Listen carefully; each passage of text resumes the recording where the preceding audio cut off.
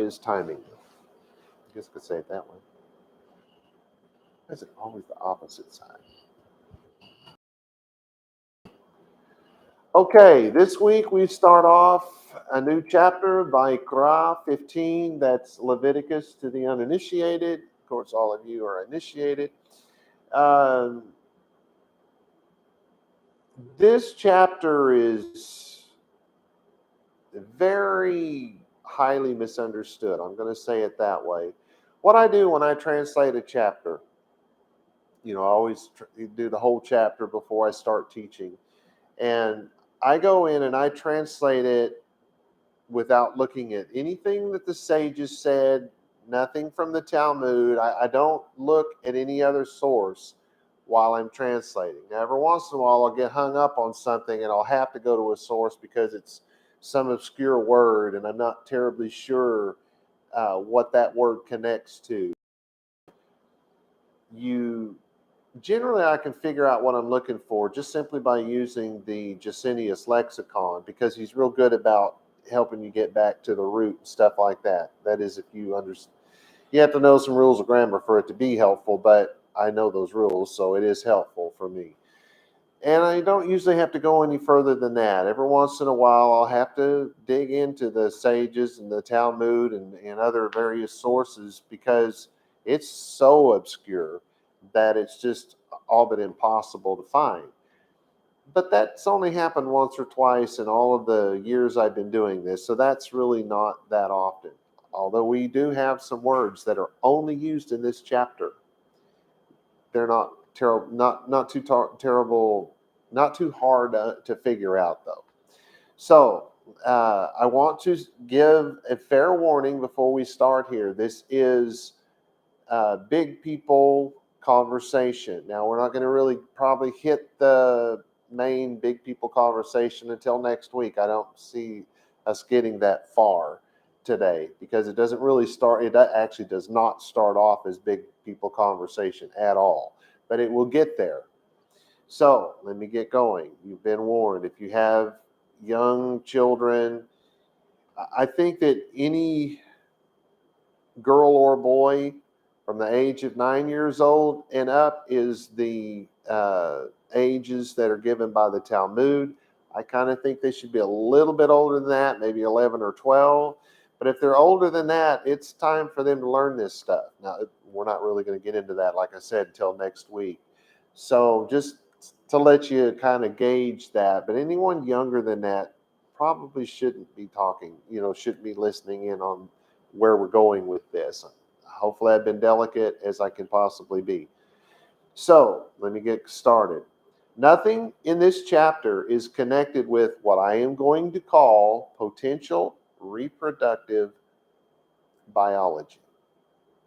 Potential reproductive biology. What?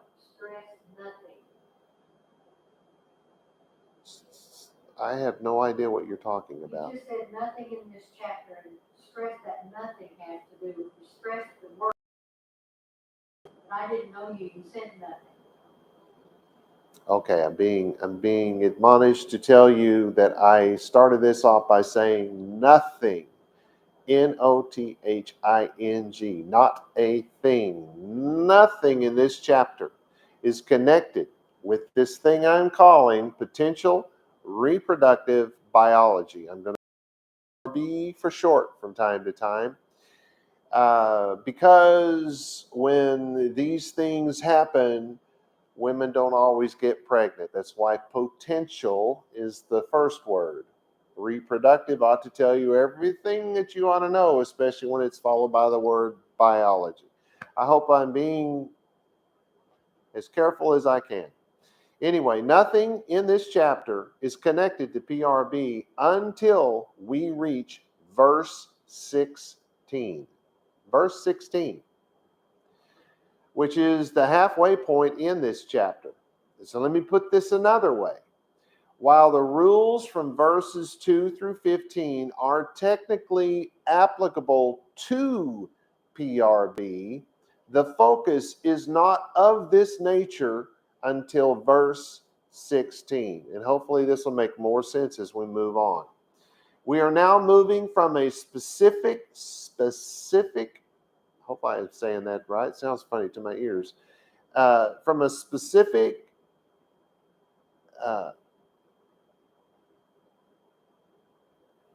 contagious, I put the wrong word in there. I said contentious. What? Contagious illness. That's my spell checker, no doubt. We're going from a specific contagious illness contracted by people that also lives in your walls and on your clothing and other various organic materials. Remember, that's what we've been talking about for the past 2 chapters. Zara'at, that contagious illness, if you will. Zara'at was and or still is a disease which caused or causes people to become unclean. And I'm saying it that way because since we don't know beyond any shadow of a doubt what Zara'at is, we know without a doubt that it is not leprosy. It cannot possibly be what we know as leprosy in today's world. And we know that it was called leprosy by an Egyptian who hated Jews and made that connection just to say something nasty about them. That's where that came from, and it found its way into Jewish Bibles, not just the Christian Bible. They use that nonsense in the Jewish Bible because they don't know any better. But, sometimes you should go back and consider the source. Anyway, this chapter covers everything from non-specific flows, is the word I'm going to use, from the skin, flows from the skin. Like, say I cut myself and I start to bleed. That's a flow from the skin. Let's say I get, some bug bite and it starts oozing. That's a flow from the skin. It's important that you understand it's from the skin. Now and we move from that on to non-contagious rashes, cuts, sores. That's kind of what I was just describing. And then it concerns itself with 2 very specific flowing issues. But there's very little about that. This is more about the word that we're going to learn today is a generic word that is used for non-specific things. There are 3 levels of impurity in this chapter. The lowest level does not include the need for someone or something to be washed. Let me think of an example outside this chapter. Let's say that you told somebody you would be at their house at 12 o'clock noon the next day, and not only did you not show up at 12 o'clock noon, maybe you showed up at 12:30, but you didn't call ahead, you didn't text, you didn't apologize ahead of time. You have committed a sin and are unclean. And the way that you repent from that sin is you apologize. What were you supposed to do? You were supposed to, when you realized you weren't going to make it on time, because of today's technology, you should have pulled your car off the side of the road and called that person or texted that person or something to let them know you were running late. That's the right thing to do, because when you tell somebody, when you being a Torah observant person, that's the you here, you being a Torah observant person, when you tell somebody that you're going to do something, that is as if you have made an oath to God Almighty. Remember, that's part of the law. It's one of the first ones that we learned. So just a refresher course there. Well, do you have to wash your clothes and your body and make a sacrifice? No, none of that's necessary. Making it right is what's necessary. And you got to do 2 things to make it right when you do something like that. 1, you have to apologize. 2, you have to stop doing that. Now, if you're bad with timing, you need to say, my intention is to be there at noon, but I'm usually late. I'm very sorry about that, but you're just not important to me, so I'm not going to be on time. You should be honest like that. Because in that way, you're not committing a sin. I'm just saying. Actually, what you should do is be on time. All right. So we go from the type of a sin that does not require washing and sacrifice and stuff like that, which I've just described, onto the mid-level, which calls for the washing in living water in this case of a person, and the washing of non-specific items. It can be the washing of your clothing, which will come up in this chapter. The washing of utensils also comes up in this chapter. So those things that have to be washed, but that water does not have to be living water. In other words, uh, in in the Bible time, living water meant you had to go out and wash in a river because it had to be a moving body of water. Living had to be a moving body of water, so a river, a stream, something along those lines. You could not get in a mikvah and dip yourself, right? Now, if you have a smaller mikvah, say in your kitchen, we call it a sink these days, now you can wash your utensils, your dishes and stuff like that inside that, and that's not living water. That water is, although it flows, it's not flowing from a river, it's flowing from a big tank somewhere down in the city or something. That's not living water. So, but you can wash your utensils and stuff like that in something like that. Now, let's say it's a horse's saddle, because that is going to come up in this chapter. Probably won't fit in your kitchen sink, right? So in their day, they probably put it in their mikvah and washed them there. I would think that's what they had to do. I mean, there was no prohibition saying that you couldn't do it in living water. It just didn't specifically say it had to be done in living water. So anyway, that's the mid-level. The third and highest level calls for the washing of a person in living water, the washing of items in non-specific waters, just like the mid-level, and the washing, I said that already, but it also called, the highest level, also calls for a 7-day separation and a sacrifice at the temple on the 8th day. So this is a much higher level sacrifice. And it's going to turn out to be probably not what we think. This chapter is a continuation of the previous 2 chapters. Please listen. Please hear me on this. This chapter is a continuation of the previous 2 chapters. And it will continue on into the next chapter. Even though at first glance you might think this is really out of place, there's a reason why it's there. Because we're going to move from this impurity of the flesh over to a very detailed story about how Aharon's 2 sons who made the sacrifice and were killed by the fire of God. It goes into that. That is very much tied into what we're going to learn in this chapter. And there's a good reason for it. So that's why it's there. It was not an accident. All right. So anyway, this chapter does not stand on its own, separate from the others. The Hebrew word zav is only found in this chapter. That's our new word for this chapter. So let's go ahead and get started. It starts off with, and listen carefully, it starts off with, oh good Lord, I've got the wrong thing in here. Oh my goodness. I have the English in here. I got rid of the Hebrew and left the English in there. Boy, I shouldn't do this stuff at 2 a.m. Let me see. I think I have another. No, that's an English translation again. Oh, bummer. Okay, I'm going to have to pull this thing up to the top of the page.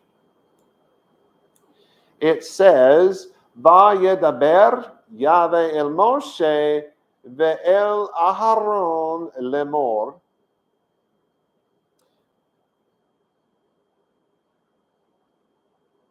Okay, so what I was thinking of is in verse 2. Anyway, that sounds pretty familiar, right? Let me go ahead and read verse. I'll wait. It'll get no. There's nothing there, right? We know it's a change of topic, not subject, topic. All right, so verse 2. Let me go ahead and read that Hebrew on that. Davru el bnei Yisrael va'amartem alechem, without the ch, just comes out sometimes. Alehem ish ki yiye zav. There's our new word. Mi besaro zovo tamehu. Those of you pretty familiar with Hebrew would have noticed something very different there. I'm going to point it out. Now I'm going to have to scroll way down here. Give me a second, or 3 or 5. All right. So very literally in English, verse 2 would say, "Speak you all to children Yisrael, and say them to them, man, man, and say them to them, man, man, and say them to them, man, man. For he will be flow. From flesh he, flow he, unclean he." Doesn't seem to make a lot of sense that way, does it? Well, let's take a look at this verse. It's very important. And I did not find a single sage who caught this. Not one. And I looked.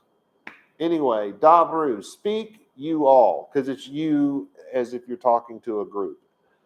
It's not you all as in, hey, I'm from Texas. Anyway, this is of setting in a row, of ranging in order.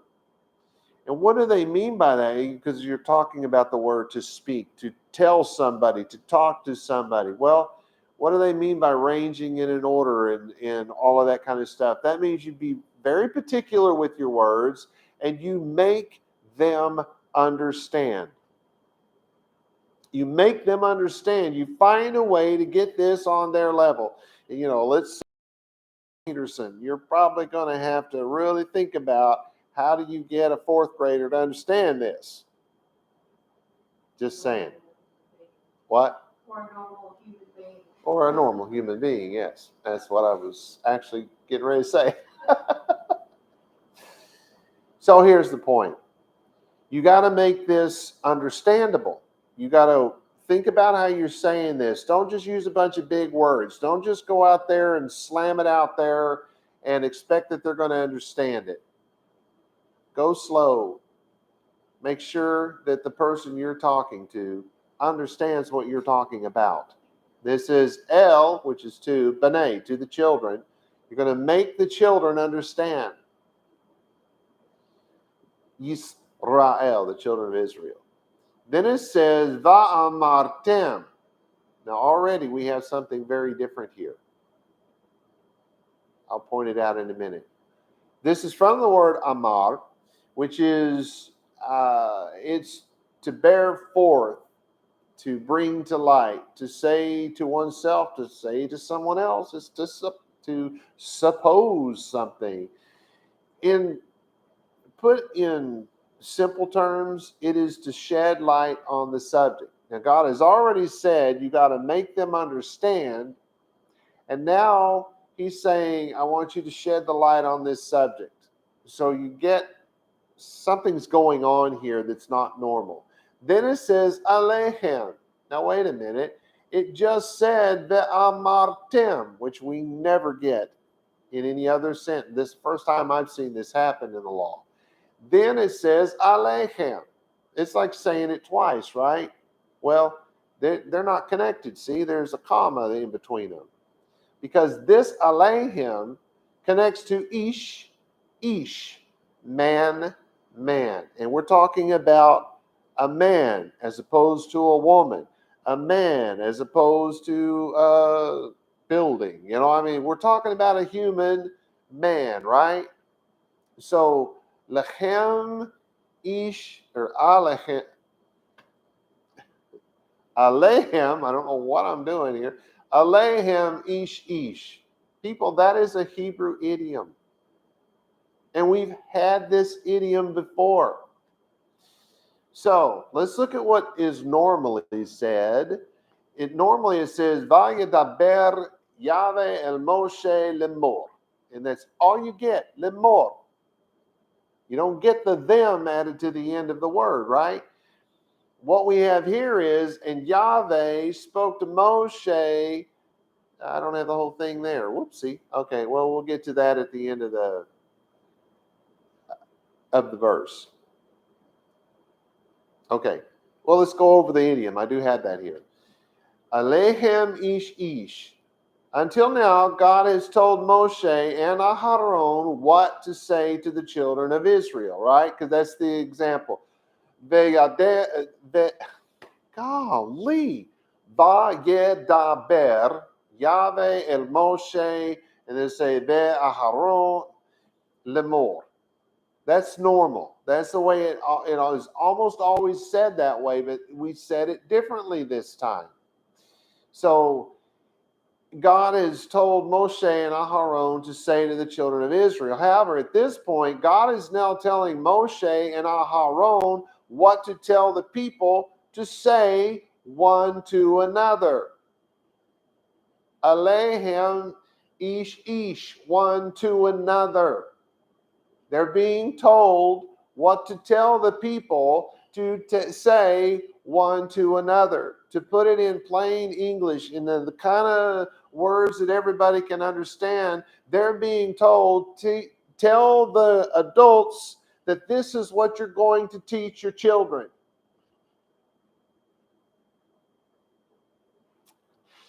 Not one sage caught that.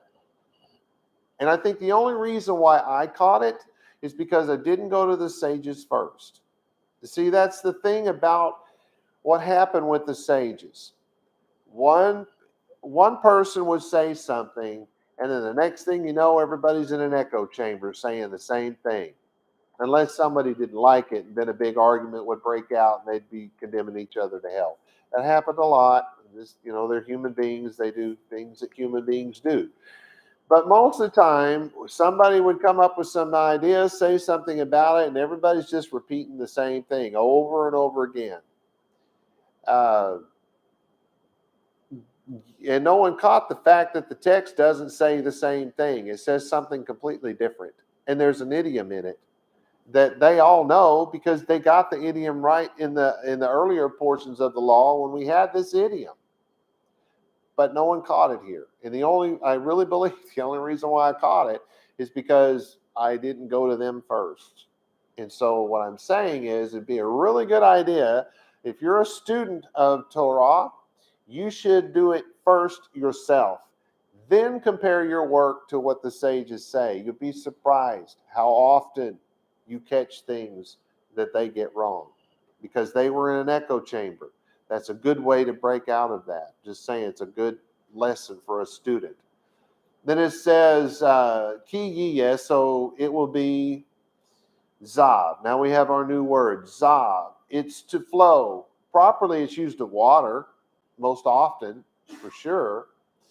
To flow with anything is also by an idiom of the language. His language was so fluent, it flowed so smoothly, that sort of thing. Used of things or persons in or from which anything flows.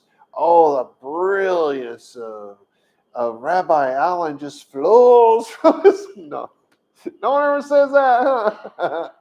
Not to my face. No, it can be, like I say that about Dr. Jordan B. Peterson. I honestly believe that's the smartest man on the planet, alive today, bar none. Never met the guy, but I listened to his lectures many. I can't get enough of it. That guy is really brilliant. And I've known some really brilliant professors in my time, right? But he's way beyond the pale. I mean, he's really something. I just love the guy. So his brilliance in his area, when he steps out of his area, he becomes like the rest of us that step out of our area. But when he's in his area, there's none more brilliant than this man. There's none better read. There's none better educated. He was the professor of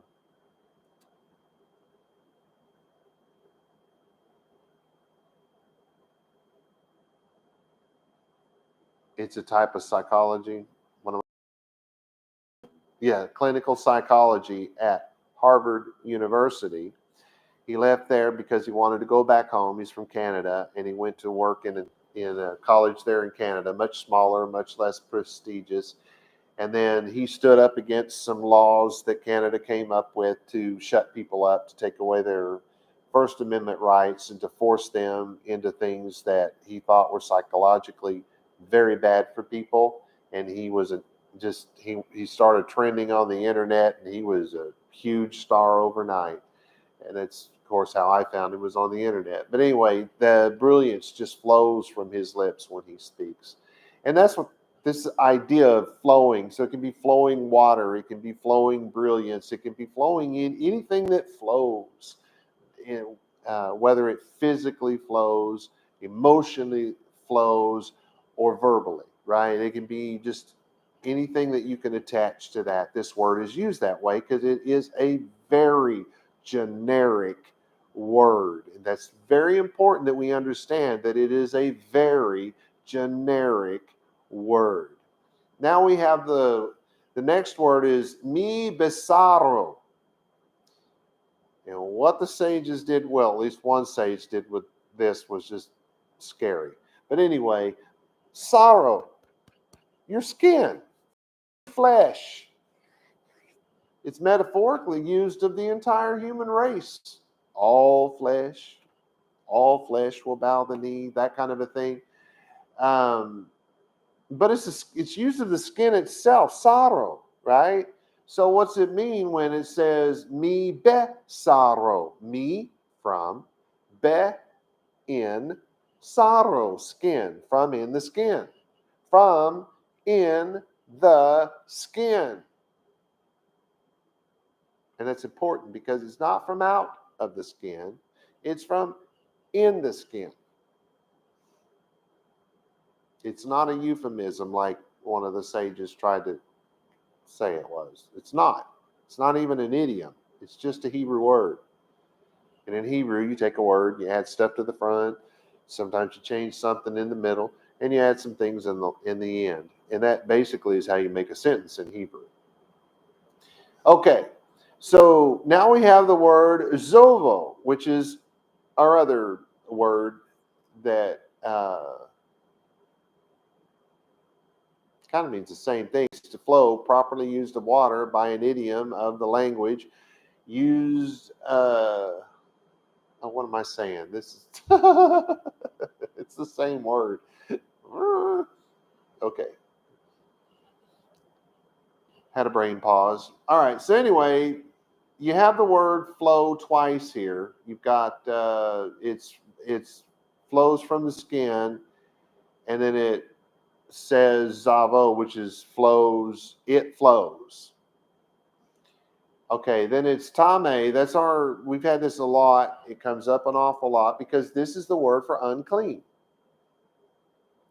Impure, unclean, a violation of the Torah. That's what makes you unclean. And that's going to come up, and I probably have this written down somewhere, but just in case I don't, let me say this. When, say you have a sore, you've been bit by, say, a spider or something like that, and you got this oozy stuff coming out, and you just can't seem to get it to stop, and you're unclean. You have literally broken the law of God. Why? Because God commanded us. He said, I am pure, I am tame, you be tame, right? So when we are not tame, whether it's not because we did not purposely let that spider bite us. We did not say, hey, Mr. Spider, come over here and make me sin. No, not all sin is caused by our action. Why is it sin then? Well, because we're unclean. That's the sin. We have not committed a sin, but we are in sin because we're unclean. Why is this important? Well, because God wants us to be clean. So now that we realize, okay, well, I've got to do something about this because I can't live in sin, then we have to, okay, what do I do about this? Well, you separate yourself, you wash your clothes, you wash your body, and after you've dried up, and then you can be along with the people again, and you're in good standing with God. It's all there is to it. It's not like this big ordeal and you're going to hell. It's not a heaven and hell issue. Very, Very few things in the Bible are. Okay, and then the last word is who. Okay, so what we have here is category 1. And these are the rules to be taught to men and women, boys and girls. And what I mean by that, well, Moshe and Aharon were just told to teach this to the men and the women. And then from that point on, the men and the women are supposed to teach it to their children. Now, not little children. They're going to wait until the children are getting close to that age where these things start to happen. So, be age appropriate here. So our translation: speak to the children of Israel and tell them to say one to another, when there is a flow from the skin, that flow is unclean. Simple. This is generic. It makes no difference what the flow is. Now see, in the past 2 chapters, it's been very specific about the flow, called Zara'at. And then you had the one coming from the face, and then you had it growing in the walls and all that kind of stuff. Very specific. Now, this is being a continuation. You really need to think of this as not a new chapter. It's the next verse. But the topic changes because we're going from specific to non-specific. That's all that's happened here. It didn't need to be a new chapter.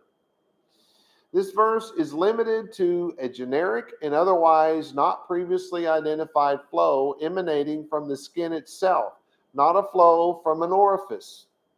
What do I mean by that? Tears, snot, earwax, etc. have nothing to do with this. How do I know? Well, those type of things, the tears and the snot and the earwax, they flow onto your skin, not out from the skin. You follow what I'm saying? Those things are natural. Those things happen, and they do not make you unclean. It's the ones that come through from out of your skin. Anything, no matter what it is. In other words, we're moving on from Zara'at and covering essentially anything else, no matter what it is. Now we're talking about that. That's what has happened in this verse. In previous chapters, when the text said that God spoke to Moshe and Aharon, the sages argued that God spoke to Moshe and then Moshe spoke to Aharon. In this verse, even Ezra wrote that Aharon was spoken to because it was his job to distinguish between a zava, or regular flow, and a nidah, which is menstrual flow. Oh my God. Was Aharon supposed to look up the skirts of these women once a month at minimum, and then any other time something didn't seem right? Oy vey. I think these men sometimes didn't hear the words that were coming out of their own mouth, or read the words that they were writing with their own quill pen or hammer and chisel or whatever they were using. As a result of the sages not knowing this simple Hebrew idiom, one to another, to them, man, the sages took a very wrong approach to their interpretations. This verse clearly shows us that the parents are supposed to teach this chapter to their children, not the Kohanim. Further, it shows us that the people suffering from the different kinds of flow were to recognize the differences and to act upon them accordingly. Okay, let's move on to verse 3. It says, Vezot tiyeh tumat bezovo ra. That's a new word. Besaro et zovo o hetim besaro mi zovo tumat heave. Okay, Instead of scrolling clear back to the beginning, I just scrolled through my. I really messed up. I left the Hebrew completely out of this thing. Anyway, so in English, that would literally say, and this shall be uncleanness with flow, run, flesh he, flow he, or make stopped flesh he, from flow he, uncleanness she. Okay. Not as confusing as you would think. Pretty simple, pretty straightforward. Vezot, zot, this plays, that plays, this, as opposed to that. Let's just do it that way. Tia, this will be, this shall be. Tum'at, uncleanness. What will? Any flow. Anything that comes from the sorrow. That's what we're talking about. That's going to be unclean. The stuff that comes out is unclean. It's a pollution. It's impure according to the Torah. As we know that because that's what we're studying, right? Then it says bezovo. So it's with flow he, literally, with its flow. So it's whatever's coming out is unclean with its flow, from its flow. Then it says rar. We would spell that in English R-A-R. It means run. They use it of the idea of to flow. The signification is flowing. So you've got this flow. We're using the word flow here, right? For zav. And that means something is coming out of your skin. But this is saying that it's flowing out of your skin, right? It's because sometimes you get like hit a bug and there's that little blood there and you wipe it off, but you're not bleeding. It's just that one time thing. Maybe it came from the bug, maybe it came from you, who knows? Or maybe you scratched yourself and there's a couple of little trickles and then you wash it off and no more blood's coming out. That's not what we're talking about here.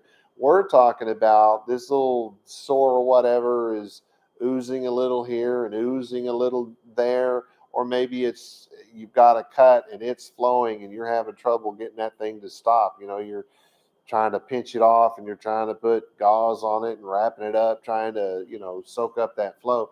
That's what this one's talking about. This is a running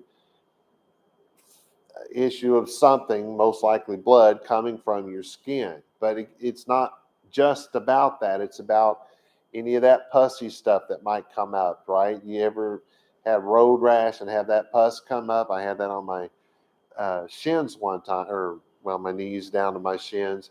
I was riding a bicycle and I was, 11 or 12 years old. And there was these two girls walking down the sidewalk and one of them said something. I turned to look and they were teasing me and I forgot that there was a car in front of me, a Volkswagen to be specific.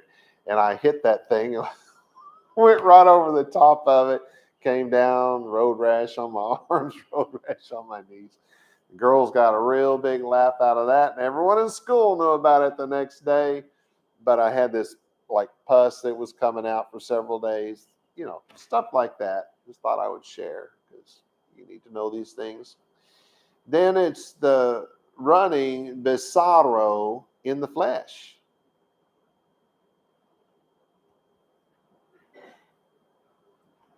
Your skin.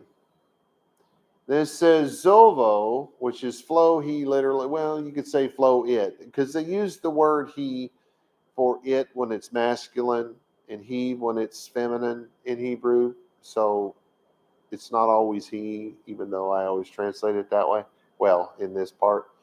Then we have the word o, o. That means or. Zot, this, o, that. Is that okay? Chetim, or it has stopped. To seal up, to shut up, to finish. It has finished flowing. It has stopped flowing. So whether it's flowing, pouring out of you, or it has stopped up. besaro, in the flesh. The flesh, the flow has stopped up from the flesh. It was either it is flowing or it has stopped flowing. Mizovo, that's from its flowing. It has stopped from its flowing. Tumat, that's uncleannesses. This is tume in plural, right? So it's you're impure in this case because the Torah does not allow us to come into contact with blood, for one thing. And, well, I mean, if you're slaughtering an animal, you're going to have to come into contact. But this is more about the human blood instead of the animal blood. But anyway, you see, you're breaking the law even though you didn't mean to. And then this says he, which is feminine, right? Now, the reasons why something in this sentence, one will be feminine and one will be masculine, has nothing to do with the way language uses feminine and masculine today. You can't really compare this to, say, Spanish or something like that. That's not why they do that. The exact reasoning is a little sketchy, but we do know it's not like today's gender. Yes, the language Bible Hebrew is gender specific, but the reason for it is still a little on the questionable side. We can't really lay down why.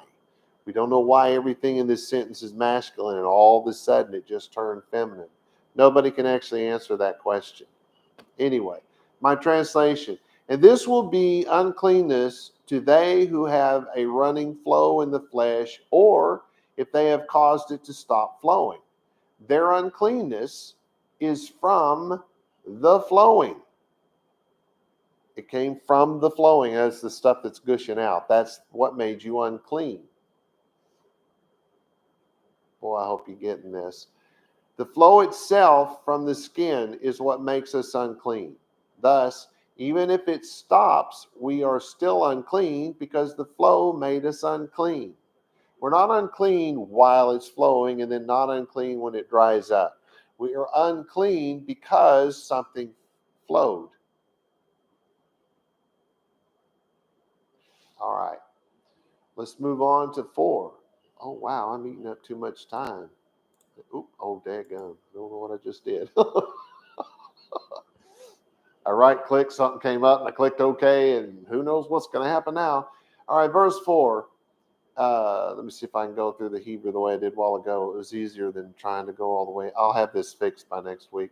Kol, which means all. Oh, and then let me read it. Kol asher yishkav alav hazav yitma bechol hakeli asher yeshev alav yitma. And there's the end of the sentence. Okay. Hopefully I haven't left anything out. I think I've got it all there, so we'll see. Have to back up again. Literally in English, it would say, all that lay down, that he lie down, upon him that flow he unclean, and all the apparatus that dwell upon him he unclean. Okay, now let me read that a different way. All that lay down, that it lie down, upon it that flow it unclean, and all the apparatus that dwell upon it unclean. You see what I'm saying here? It is the word for he or him in one case here. There are two at least. We're still talking about an it, not a he. We're not talking about a person here. Okay, so it starts off with kol, that's everything. Hamishkav, everything that lay down. It's from the idea of lying down. It doesn't matter what we lay down on or even where it is. The word is of the action of laying down. So if I have a briefcase and we would call it set down that briefcase on a table, I have laid that suitcase down. That's what we're looking at here. Then it says Asher Yishkab. So Asher being that, it lie down. And again, this is the same word as to lie down. The primary, well, it's not the same word, is it? Let me look back. Yeah, it is.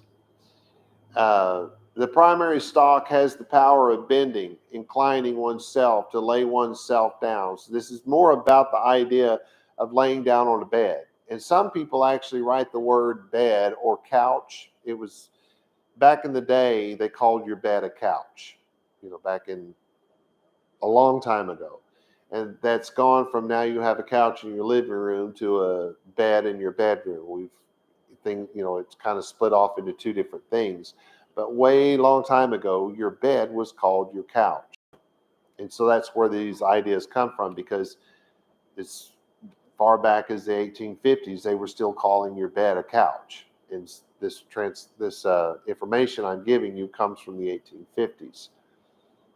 Because it's from the Gesenius, and I love his work better than anyone else's. Anyway, so it's the idea of the laying down. It's not the idea of a couch. But if you sit down or lay down on a couch, that would be included as opposed to your bed. It's anything that's you're sitting on or you're laying on, because it's the idea of reclining, even if it's the floor. I mean, they're not being specific about what you're sitting or lying on. They're just using the word for lying down. This is alav, which is upon it, whatever you lay down or sit down upon it. Hazav, the flow is on it. Wait, it's flowing from my arm and it stopped and I sat down on this chair. How is the flow on it? It's essentially telling you that you're unclean, so now you've sat on something else and it has become unclean. It doesn't actually have to have the flow on it. You're unclean. You make that thing unclean. It's important that we learn this, because not everything passes like that. Just because somebody's unclean does not mean that if they shake your hand, you're unclean. In this case, it does. But actually, in most cases, it doesn't. Most things don't pass on. This one does. Okay. I suppose if if a doctor were sitting here, they'd be saying, well, yeah, it does. You have any idea that there's diseases that can be passed on that way? So I would think that that's probably why, but the Bible doesn't say so. So we can't just, definitively say that. That would be wrong. All right. So we have Hazav. That's the flow. And we've already gone over that. I don't see any reason to do that again. Then we have Yitma. That's Tame, the unclean. It's unclean.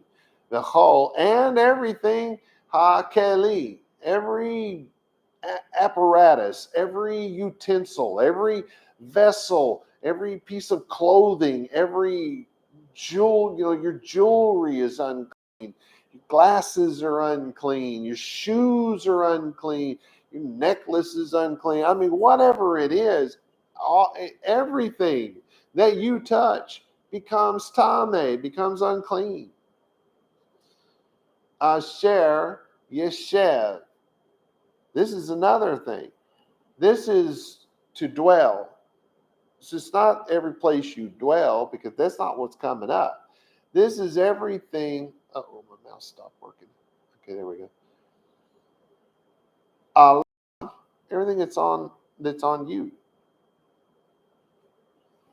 So if you scratch your hand and you become unclean, this becomes unclean. This becomes unclean. All your clothing, your jewelry, I guess I've kind of already said all of that. But everything that rests upon you, everything that dwells on you, this dwells on my head, that's unclean. Then we have Yitma. Well, it's unclean. That's where it says that. Okay, so our translation. Everything that can be laid on, which is laid upon, while unclean from the flow, is unclean. And every item that is set upon, no, I think I'm saying that wrong.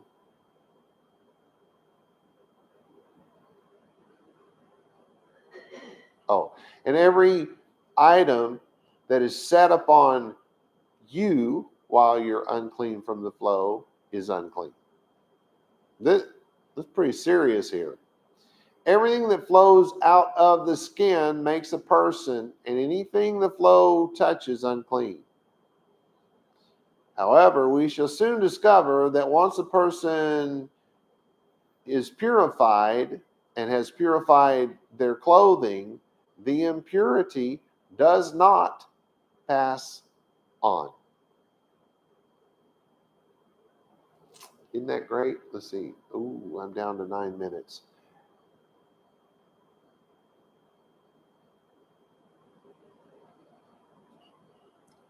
I'm going to try to sneak another one in here. Let's go to verse 5.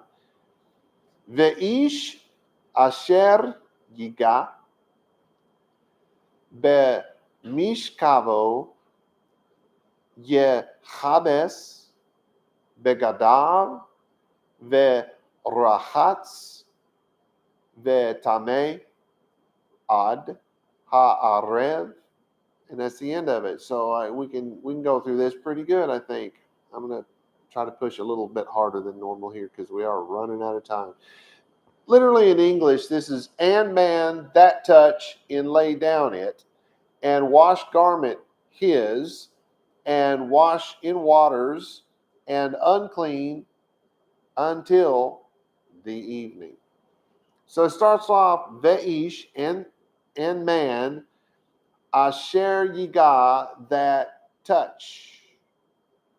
So what we just spoke about in the previous verse, everything that's touching him and everything that he sits upon. Now we're moving a little bit further. It's everything that he touches, not just what he sits down upon or what he lies down upon, but if he picks up a spoon, that spoon is unclean. If he picks up a tool, that tool is unclean. If he reaches out and shakes another man's hands, that man's hands are unclean. That whole man's unclean. What am I saying? Whatever he touches. So first you get the general, hey, whatever you sit on or lie on, that's unclean. In fact, anything you touch is unclean. That's basically what's being said here. So then it says, Be'mish kavo. That's in the lying down. It doesn't matter what we lay down on or even where it is. The word is of the action of laying down. So it's saying, first it said everything you sit on, and then it says everything you touch and sit on. Got it? Begadav, that's garments. The rachatz, wash. Wash the garments. Bamayim, in waters. Vetame, and unclean, ad, which is until ha'arev, until evening. So here we change from group rules to rules for men. That's what just happened. So my translation, and that which a man touched or that he laid on, he will wash, including his garments, and he will bathe in water and is unclean until the evening. The assumption here is that the flow has been stopped. Otherwise, the man and anything he touches is still going to be unclean, right? That's the assumption. So, but the reason why this is important here is because now we know, okay, you've cut yourself. You wash yourself, you wash your clothes, you wash up whatever you've touched, your forks and your spoons and whatever. And then until the evening, you're unclean. There is a separation that comes with that because if you're unclean, you're not mixing and mingling, right? So you're separate from everybody, not your family, but from everyone else in the congregation. You're definitely separated from the sanctuary. It's actually going to say that. But you've got that separation until the evening. Now, once the sun goes down, if you're having a meeting with your congregation after the sun goes down, you can go because it doesn't matter what you sit on. It doesn't matter whose hand you shake. It does not pass on. That's what's so important here. All right. So we're going to pick up with verse 6 next week, and it is a general statement which is followed by detailed statements. Really helps if you understand the way this text is written. If you understand the basic grammar, the basic style of writing here, it helps you to understand why it seems like there's all this repeating going on. It's necessary. There's reasons for it. And we'll pick up with that next week. Shalom, shalom, y'all.